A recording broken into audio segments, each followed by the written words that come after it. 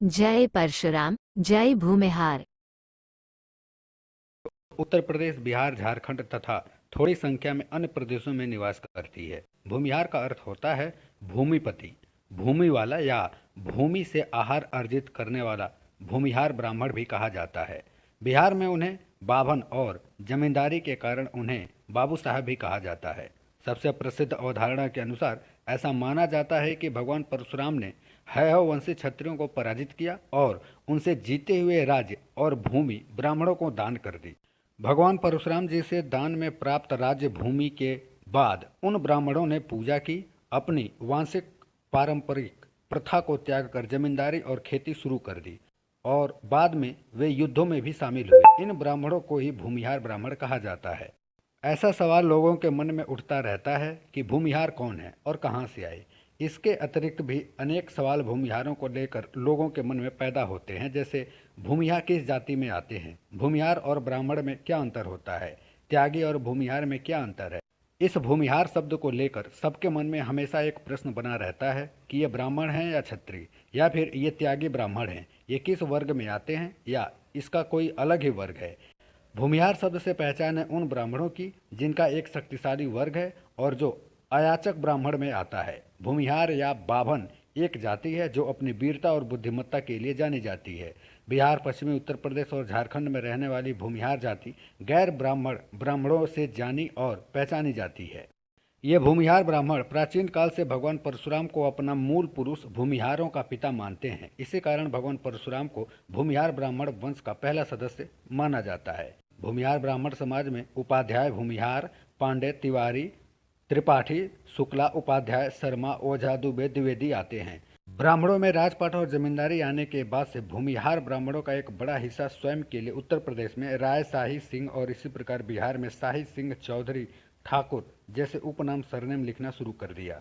भूमिहार ब्राह्मण प्राचीन काल से कुछ स्थानों पर पुजारी भी रहे हैं। शोध करने के बाद यह पता चला है कि त्रिवेणी संगम प्रयाग के अधिकांश पांडे भूमिहार हैं। इटखोरी और चतरा थाना के आसपास के काफी क्षेत्र में भूमिहार ब्राह्मण सैकड़ों वर्षों से कायस्थ, राजपूत, माहुरी, बंटुट आदि जाति वर्गों में पुरोहिती का कार्य कर रहे हैं और यह गजरौला, तांसीपुर के त्यागियों का भी अनेक वर्षों से ये पुरोहिती का कार्य कर रहे हैं।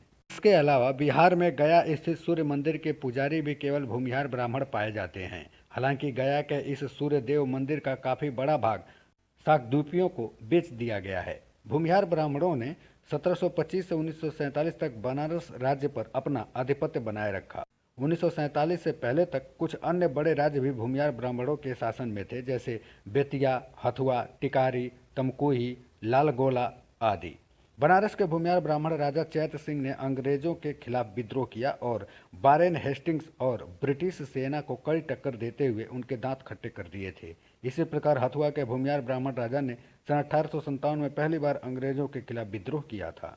उत्तर भारत की अनेक जमींदारी और राज्य भी भूमिहार से संबंधित रहे हैं। जुझौतिया ब्राह्मण भूमिहार ब्राह्मण किसान आंदोलन के पिता कहे जाने वाले दंडी स्वामी सहजानंद सरस्वती, बैकुंठ शुक्ल जिन्हें 14 मई 1936 को ब्रिटिश शासन में फांसी दी गई, यमुना फर्जी, सोलभद्र याजी, करणानंद शर्मा, योगानंद शर्मा, योगेंद्र शुक्ला, चंद्र सिंह, राम विनोद सिंह, राम नंदन मिश्रा, यमुना प्रसाद त्रिपाठी, महावीर त्यागी, राजनारायण, राम वृक्ष, बेनीपुरी जैसे अनेक प्रसिद्ध क्रांतिकारी और कवि एवं महान विभूतियां भूमिहार ही थे। काशी नरेश ने बनारस हिंदू विश्वविद्यालय की स्थापना के समय कई हजार एकड़ का भूमि दान दी थी। इसी प्रकार मुर्शिदाबाद के राजा योगेंद्र नारायण राय लाल गोला अपने दान और परोपकारी कार्यों के लिए प्रसिद्ध थे। ये महान व्यक्तित्व के स्वामी भूमिहार ब्राह्मण वर्ग से ही थे। अब बात करें भूमिहार ब्राह्मणों के गोत्र कौन से होते हैं, तो पहले नंबर पर है कान्यकुब्ज शाखा से किनवार, ततिया, दोनवार, सकरवार, वंशवार के तिवारी, कुढ़ानिया, ननहुलिया, दसिकर इस प्रकार के कान्यकुब्ज शाखा के गोत्र होते हैं।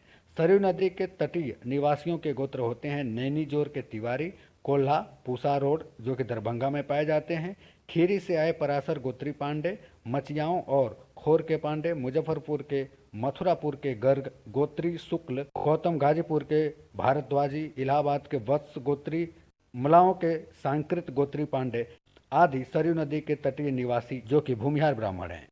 बहुत समय पहले बिहार स्थित गया में एक न्याय भट्ट नामक चित्पावन ब्राह्मण सपरिवार श्राद्ध हेतु आए थे। अचानक ब्राह्मण होने के नाते उन्होंने अपनी पोती का विवाह मगध के इक्किल परगने में वत्स गोत्री दोनवार के पुत्र उदय भान पांडे से कर दिया और इस प्रकार आगे उनकी संतति भूमिहार ब्राह्मण हो गई। चित्पवनिया मूल के ये कौंडिल्य गोत्री अथर्व भूमिहार ब्राह्मण पटना डाल्टनगंज रोड पर धरहरा भरतपुर आदि जैसे कई गांवों और दुमका भोजपुर रोहतास के कई गांवों में रहते हैं। इतिहासकार बताते हैं कि पहले सभी भूमिपति ब्राह्मणों के लिए जमींदार ब्राह्मण शब्द का ही प्रयोग किया जाता था। इन ब्राह्मणों के एक समूह ने सोचा कि जमींदार तो सभी जातियों में होते हैं, फिर हमारे और उन जमींदारों की जातियों की अलग अलग पहचान कैसे होगी। बहुत सोच विचार के परिणाम स्वरूप ये भूमिहार शब्द अस्तित्व में आया। भूमिहार ब्राह्मण शब्द की व्यापकता की कहानी भी बहुत दिलचस्प है। 1885 में बनारस महाराज ईश्वरी प्रसाद सिंह ने बिहार और उत्तर प्रदेश के जमींदार ब्राह्मणों को इकट्ठा किया और उनके समक्ष प्रस्ताव रखा कि हमें एक जातीय सभा करनी चाहिए। इस सभा के सवाल पर वहां उपस्थित सभी सहमत थे, लेकिन सबने एक ही सवाल उठाया कि इस सभा का नाम क्या होना चाहिए। इस पर बहुत विवाद हुआ। उस समय कालीचरण सिंह जो मगध के बाभनों के नेता थे, उन्होंने बैठक को बाभन सभा नाम देने का प्रस्ताव रखा, जबकि महाराज स्वयं भूमिहार ब्राह्मण सभा के पक्ष में थे।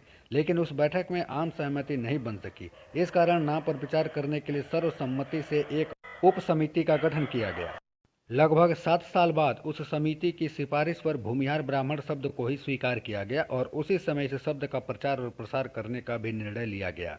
उसी समय बनारस के महाराज और लंगट सिंह जी के सहयोग से मुजफ्फरपुर में एक कॉलेज की स्थापना की गई। बाद में उस समय के तिरहुत के आयुक्त का नाम जोड़कर इसे जीबीबी कॉलेज का नाम दिया गया।